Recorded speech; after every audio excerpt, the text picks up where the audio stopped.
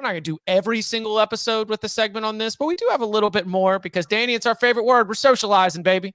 Yeah. Socializing all kinds of things. I was socializing on Person Street Saturday night. We're socializing revenue distributions. We're socializing different formats.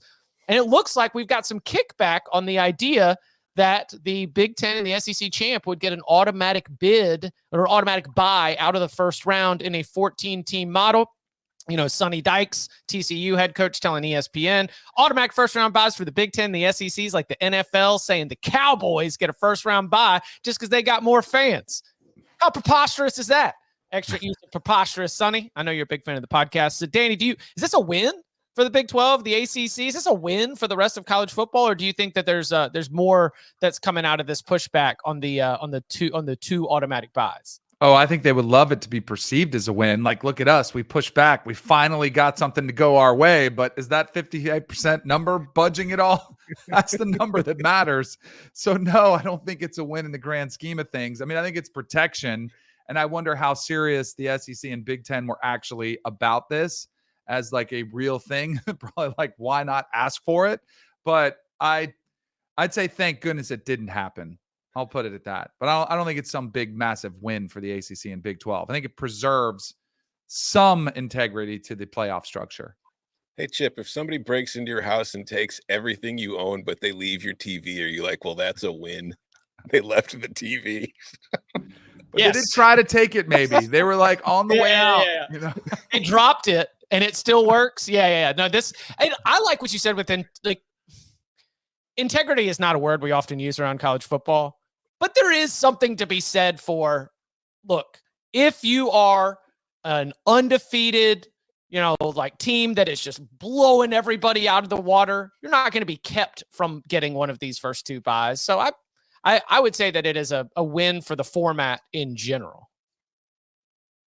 It's sort of like pay no attention to the man behind the curtain, right? Yeah. Like, hey, like look at this. Look at this distraction. What they really want, it seems to be, is to format this thing exactly how they want it, they being the Big Ten and the SEC. And they're either going to get that in the current format with everybody agreeing to what they want, or they're maybe going to have to dip. Now, there's a lot of problems that come with dipping, like political stuff, organizations. Like, it's not as easy as it sounds to just go create your own league. But we said it on Wednesday. This always felt like a kind of a thing they would throw out there just to sort of be able to cave on it. And, it's just negotiating tactics. The real key here is, if the SEC and the Big Ten are getting 58% of the revenue, plus what they're going to get on a per share basis. Like, that's the thing. If you read Dellinger's report, it's 58% as a base.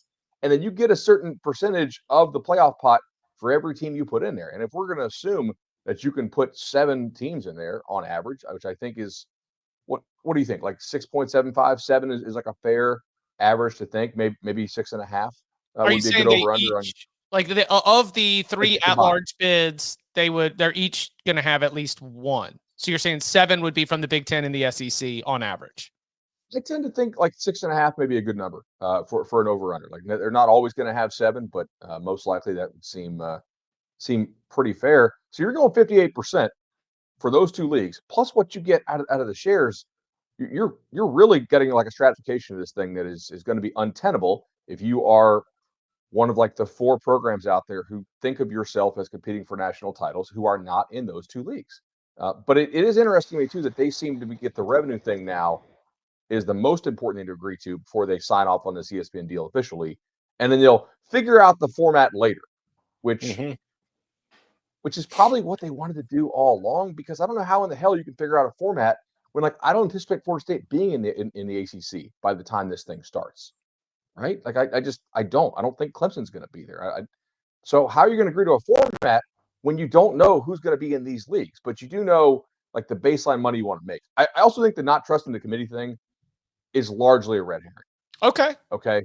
Like, it's not that hard to come up with the strength of schedule formula and tell the committee who you run, hey, you need to follow this pretty strictly, right? Like, we had it with the BCS. They tweaked it, and then like the results.